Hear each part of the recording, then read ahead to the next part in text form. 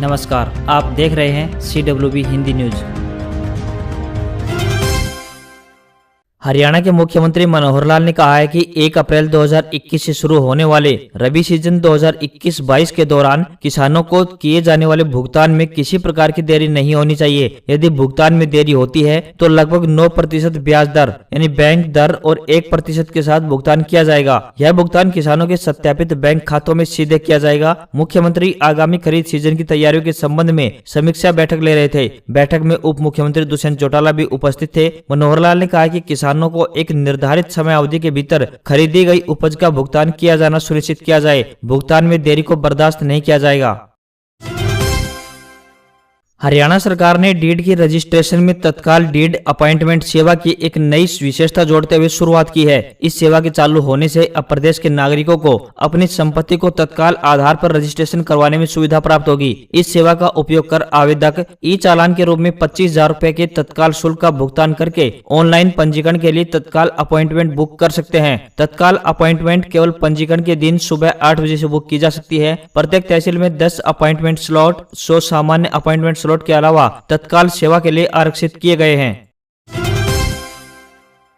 Property सर्वे का पूरा data portal पर डाल दिया गया है। अब शहर की सभी प्रॉपर्टी ऑनलाइन हो गई है। एक क्लिक कर पता चल जाएगा कि कौन सी प्रॉपर्टी कॉमर्शियल है या फिर रेजिडेंशियल। इससे सरकार को रेवेन्यू का फायदा तो होगा ही, साथ ही लोगों को अपनी प्रॉपर्टी के बारे में साफ साफ जानकारी मिल जाएगी। डाटा pmsharyana.com पर डाला गया है। इसमें व्यक्ति अपनी ID डालकर प्रॉपर्टी चेक कर सकता है। अगर प्रॉपर्टी में किसी भी प्रकार की गड़बड़ है तो 5 अप्रैल तक इसी पोर्टल पर आपत्ति और दावे दे सकते हैं। इसे तुरंत ठीक करवाया जाएगा। प्रॉपर्टी का डाटा ऑनलाइन होने का बड़ा लाभ ये है कि किसी की रेजिडेंशियल प्रॉपर्टी गलती से कॉमर्शियल दिखा दी गई है तो उसे बदलवाया भी जा सकता है। इसके अलावा फोन नंबर, नाम नहीं होना, लंबाई चौड़ाई ज्यादा या कम होना तो ऑनलाइन ही ठीक करवाई जा सकती है। अपनी प्रॉपर्टी की फोटो भी पोर्टल पर अपलोड की जा सकती है।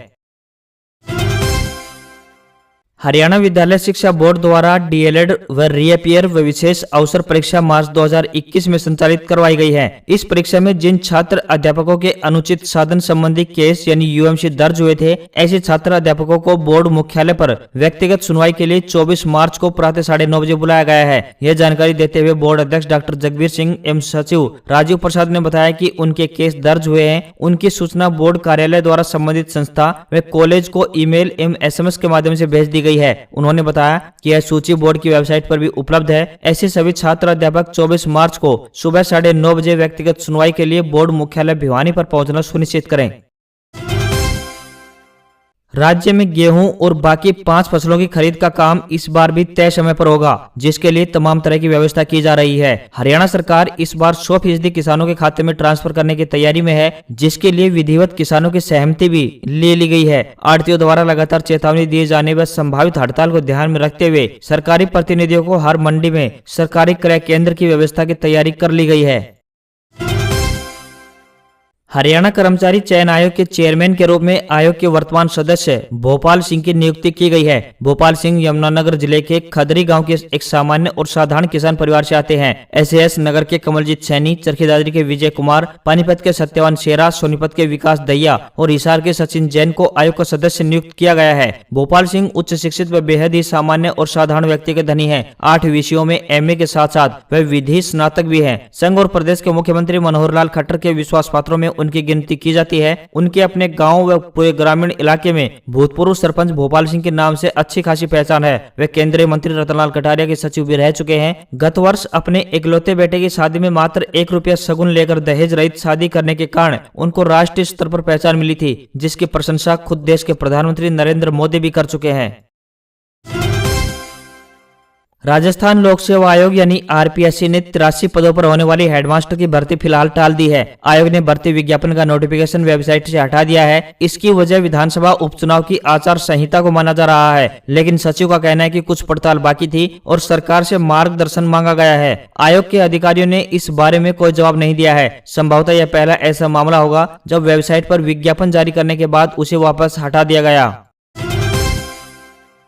जैसलमेर में मार्च में ही मई जैसा बवंडर। जिले में पिछले 20 साल में ऐसी आंधी लोगों ने नहीं देखी। देर शाम तक मौसम सामान्य था, लेकिन रात करीब 11 बजे एकाएक शुरू हुई आंधी ने ऐसी तबाही मचाई कि सब कुछ चौपट हो गया। आंधी इतनी तेज थी कि लोगों ने घर से बाहर निकलने की हिम्मत नहीं जुटाई। करीब 1 घंटे तक तूफानी आंधी चली। तबाही से 80% फसलें बर्बाद, 3000 पेड़ गिरे। किशनगढ़ में घंटों हवा में फंसे रहे 2 विमानों की जयपुर में आपात लैंडिंग कराई गई। रात 11 बजे पाकिस्तान से आया तूफान 1 घंटे में जिले भर में करोड़ों रुपए का नुकसान व 300 पोल 12 ट्रांसफर उखड़ने से 1000 गांव व 500 ढाणियां अंधेरे में। सम के धोरों पर रात में आई तूफान ने खासा नुकसान किया। यहां 200 से अधिक टेंट बिखर गए। थार का रेगिस्तान 3,20,000 वर्ग किलोमीटर क्षेत्र में फैला हुआ है। इसका 85% हिस्सा भारत में व शेष पाकिस्तान में है। देश में रेगिस्तान के कुल हिस्से का 60% राजस्थान में फैला हुआ है।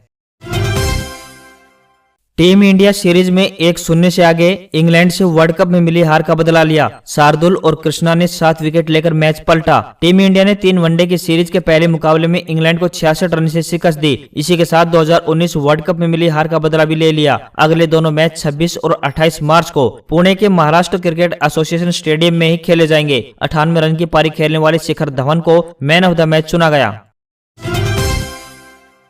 बांग्लादेश में सोमवार देर रात दुनिया की सबसे बड़ी रोहिंग्या मुसलमानों की बस्ती में अचानक आग लग जाने से हजारों अस्थायी घर जलकर खाक हो गए। कॉक्स बाजार इलाके में बने बालूखाली शिविर में यह आग लगी, जो कुछ ही देर में काफी बड़े इलाके में फैल गई। स्थानीय अधिकारियों के मुताबिक घटना में अब तक 15 लोगों की मौत हो चुकी है। वहीं 400 से ज्यादा लोग लापता हैं। शरणार्थी शिविर में अस्थायी आवास टेंट, प्लास्टिक शीट और मोटी पॉलीथीन शीट के बने हुए हैं। आग लगने के पीछे के कारणों का अभी पता नहीं चल पाया है। 2017 में म्यांमार से भागकर आए 10 लाख से ज्यादा रोहिंग्या शरणार्थी कॉक्स बाजार और इसके आसपास के शिविरों में रहते हैं। संयुक्त राष्ट्र और कई मुस्लिम देश रहने व खाने में इनकी मदद करते हैं। अंतर्राष्ट्रीय कच्चे तेल की कीमतों में भारी गिरावट आई है। पिछले 15 दिनों में इसमें 10% की कमी हुई है। इस वजह से देश में सरकारी तेल कंपनियां पेट्रोल और डीजल की कीमतों में कमी कर सकती हैं। जानकारी के मुताबिक कच्चा तेल यानी क्रूड ऑयल इस समय $64 प्रति बैरल पर आ गया है। यह इस महीने की शुरुआत में $71 प्रति बैरल था। कच्चे तेल की कीमतों में कमी कमजोर मांग और रिकवर की वजह से आई है। हालांकि देश में 27 फरवरी के बाद से अभी तक कीमतें स्थिर हैं। पेट्रोल की कीमतें औसत लेवल पर दिल्ली में ₹91.17 प्रति लीटर, तो जबकि डीजल की कीमतें ₹81.47 प्रति लीटर के आसपास हैं। मारुति की कारें फिर महंगी होंगी। मारुति 72 दिन के अंदर दूसरी बार कीमतें बढ़ाएंगी। ऑल्टो 15,000 रुपए तक हो सकती है महंगी। आप मारुति की कार खरीदने का मन बना रहे हैं तो आपको अब ज्यादा पैसे खर्च करने पड़ सकते हैं। दरअसल देश की सबसे बड़ी car manufacturer company Maruti Suzuki 1 अप्रैल से कारों की कीमतें बढ़ाने वाली है। इससे पहले 18 जनवरी को कंपनी ने अलग अलग मॉडल पर 34,000 रुपए तक का इजाफा किया था। कंपनी से जुड़े सूत्रों के मुताबिक कीमतों में 3% से लेकर 5% तक का इजाफा किया जाएगा, यानी ज्यादा से ज्यादा कारें 47,000 रुपए तक महंगी हो सकती है। कंपनी शुरुआती मॉडल आल्टो 800 को सबसे कम और ब्रेजा, सियाज, XL6 जैसे लग्जरी कारों को ज्यादा महंगा कर सकती है। मॉडल के हिसाब से किस कार पर कितने दाम बढ़ेंगे इसका पता 1 अप्रैल को पता चलेगा।